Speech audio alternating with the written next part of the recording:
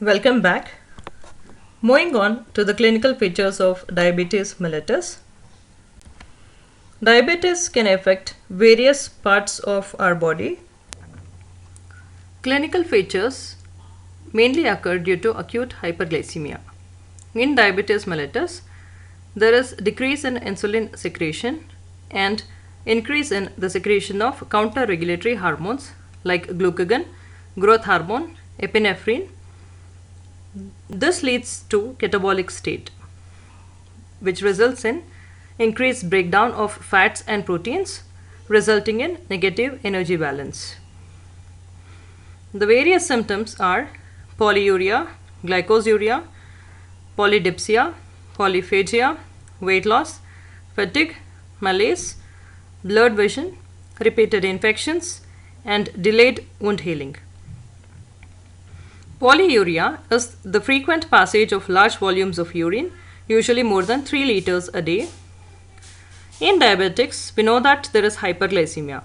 So this hyperglycemia leads to osmotic diuresis, that is, the excess glucose from blood ends up in urine where it draws more water and electrolytes. Glycosuria, it's the presence of more glucose in urine. The renal threshold for glucose is 180 mg per dl.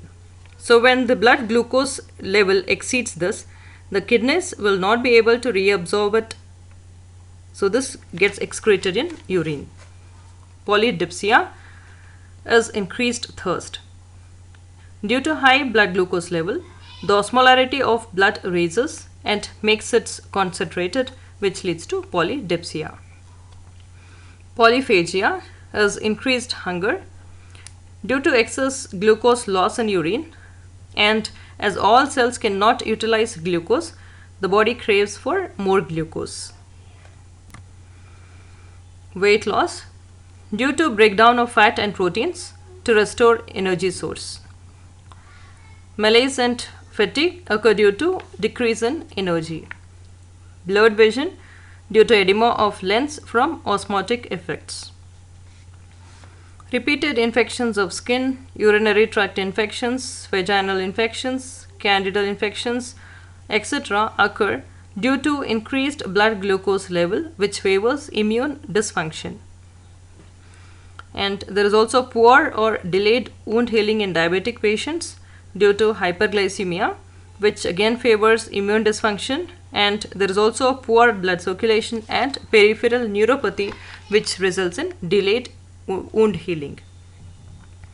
So apart from this, type 1 diabetic patients can directly present with diabetic ketoacidosis, and type 2 diabetic patients may present with symptoms of hyperosmolar non-ketotic coma, which will be discussed now.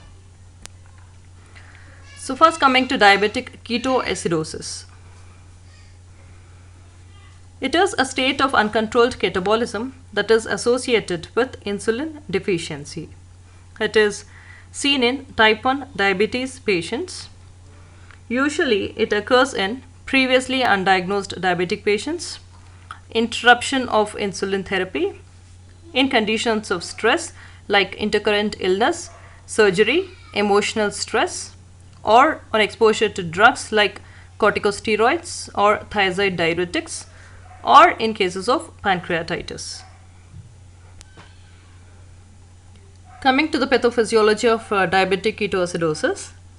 In type 1 diabetic patients, there is profound decrease in insulin and increase in glucagon and other counter-regulatory hormones, which leads to a catabolic state. There is breakdown of proteins, fats, and also decreased glucose uptake by peripheral cells. Due to decreased glucose uptake, there is a state of hyperglycemia. This hyperglycemia causes osmotic diuresis, which leads to loss of water and electrolytes, causing dehydration. Breakdown of proteins increases the amino acid levels, which are used for gluconeogenesis, that is synthesis of glucose, which leads to hyperglycemia again. Lipolysis leads to increased free fatty acid levels and synthesis of ketone bodies, which leads to ketonemia and ketonuria, which finally leads to diabetic ketoacidosis.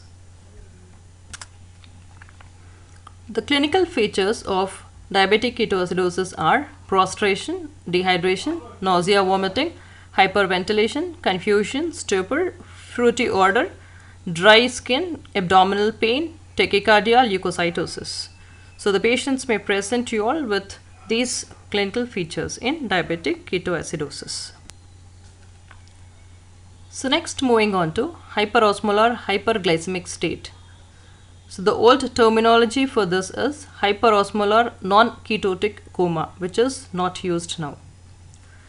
Hyperosmolar hyperglycemic state, HHS, is a state of severe hyperglycemia without significant ketosis. It commonly occurs in type 2 diabetic patients.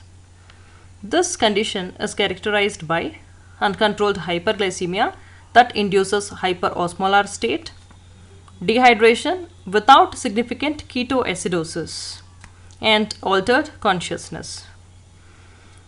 Enough insulin is secreted to prevent ketosis, but it is not enough to prevent hyperglycemia in this condition. So that is the reason these patients will not present with ketoacidosis, because there is enough insulin which prevents the formation of ketone bodies. The precipitating factors are non-adherence to diabetes treatment, any acute infections or any other medical conditions, drugs like thiazides and steroids. So all this will precipitate to HHS. Coming to the pathophysiology, hyperglycemia leads to increased urine output and dehydration. As the extracellular fluid and the plasma volume shrinks due to dehydration, the capacity to excrete glucose decreases due to the urine volume fall. But the hepatic glucose production continues, so which will pour glucose into the shrinking plasma space. As the plasma glucose level raises, this leads to CNS, that is central nervous system dysfunction, and the water intake is additionally impaired and urine flow decreases further. This leads to altered consciousness. The clinical features are there will be altered level of consciousness, neurological deficits like hyperthermia, motor and sensory impairment, and seizures, dehydration, there will be presence of dry skin and mucous membranes, extreme thirst, tachycardia, polyuria, and patient will also present with hypotension. So this is all about the clinical features of diabetes mellitus. So next session we'll discuss about the complications of diabetes mellitus. Thank you all.